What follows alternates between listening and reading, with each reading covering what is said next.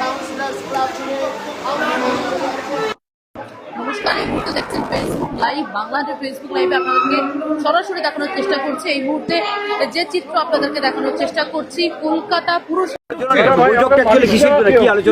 দেখুন, আজকে আপনারা জানেন যে নজিরবিহীনভাবে কলকাতা পুরসভার যে অধিবেশন, সেই অধিবেশন কক্ষে তালা মেরে রাখা হয়েছে এবং আইন অনুযায়ী 1980 কলকাতা মিউনিসিপ্যাল কর্পোরেশন অ্যাক্ট অনুযায়ী পুরসভার অধিবেশন কবে ডাকা হবে বা স্থগিত করা হবে বা কবে সেই অধিবেশনের দিন হবে, সেটা ঠিক করার এখতিয়ার এক এবং একমাত্র পুরো চেয়ারম্যানের হাতে, অন্য কারুর হাতে নয়। আইন অনুযায়ী ঠিক যেভাবে বিধানসভার অধ্যক্ষ ঠিক করেন বিধানসভার অধিবেশন কবে হবে, লোকসভার স্পিকার ঠিক করেন লোকসভার অধিবেশনের সময়সূচি কী হবে, একইভাবে কলকাতা পুরসভার আইন অনুযায়ী, যে আইন বিধানসভায় স্বীকৃত আইন, সেই আইন অনুযায়ী এই ক্ষমতা একমাত্র মেয়রের ওপরেও নেই, এটা একমাত্র আছে চেয়ারপারসনের উপর, অর্থাৎ মালা রায়ের।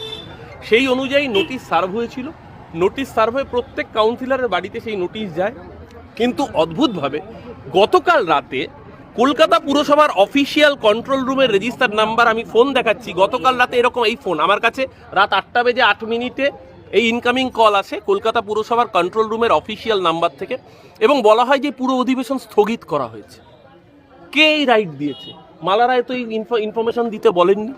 তাহলে এই নোটিফিকেশন, এই নির্দেশনামা, এবং আজকে সকালবেলা বহু কাউন্সিলরের বাড়িতে, আমার বাড়িতেও চিঠি এসছে যে অধিবেশন স্থগিত করা, এই পাওয়ার পুরো কমিশনার বা অন্য কোনো আধিকারিককে আইন দেয়নি। যেটা ওনারা করেছেন সেটা অগণতান্ত্রিক এবং বেআইনি কাজ। It is an early sign of fascism.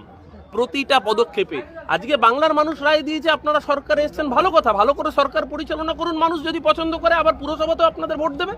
কিন্তু ডিসেম্বর মাসে যে পুরসভার মেয়াদ এখনো শেষ হয়নি, সেটাকে আজকে থেকেই বন্ধ করে দেওয়াটা, এর ফলে যেটা হচ্ছে, আপনারা জানেন কলকাতা পুরসভার মাসিক অধিবেশন যদি না হয়, পুরসভার যে সিভিক সার্ভিস, মানুষ সেটাই সমস্যায় পড়বেন, দৈনন্দিন সমস্যায় মানুষ পড়বেন। কলকাতার নাগরিকরা বোধহয় এটা ডিজার্ভ করেন না যে পুরসভার অধিবেশন বন্ধ করে মানুষের জীবনে হয়রানি বা ভোগান্তি। এই আইনি পদক্ষেপ নিশ্চিতভাবে তো নেবে, দল তো সেটা নেবেই, কিন্তু যেই ধরনের যারা তৃণমূল আমলে গণতন্ত্র বিপন্ন বলতো, তারা কিভাবে গণতন্ত্রের প্র্যাকটিস করছেন, এইটা বোধহয় কলকাতার মানুষও খুব একটা ভালো চোখে নেবেন না, এবং আগামী নির্বাচনে নিশ্চিতভাবে এর একটা প্রতিফলন দেখা যাবে বলেই আমার ধারণা। কিন্তু তার সাথে দাঁড়িয়ে আজকে মুখ্যমন্ত্রী আমাদেরকে ডেকেছিলেন একটাই বার্তা দিতে, যে কঠিন পরিস্থিতি, কঠিন সময়, এই সময় ঐক্যবদ্ধ থাকার, এবং আবার ওই রবীন্দ্রনাথকে স্মরণ করে, where the mind is without fear and the head is held high, চিত্ত যেথা ভয় শূন্য, উচ্চ যেথা শির। নিশ্চিতভাবে সাময়িক একটা লড়াইতে হয়তো আমরা হেরে গিয়েছি, কিন্তু বাংলার মানুষ তাদেরকে সাথে নিয়ে আগামী দিন পথ চলবে। এটা নিয়ে কি বলা হয়েছে কোনো লিগ্যাল স্টেপ নিতে চেয়ারম্যান? সেটা পার্টি ডিসাইড করছে। It is too early two comment, specially আমরা দেখুন, আমরা দিনের শেষে কাউন্সিলর, জনপ্রতিনিধি, এই ডিসিশন আমরা নেব না। এটা পার্টিগতভাবে পার্টি সুপ্রিমো রয়েছেন, তারা ঠিক করবেন, তারা বলবেন। নিশ্চিতভাবে দল এটাকে গুরুত্ব সহকারে দেখছে।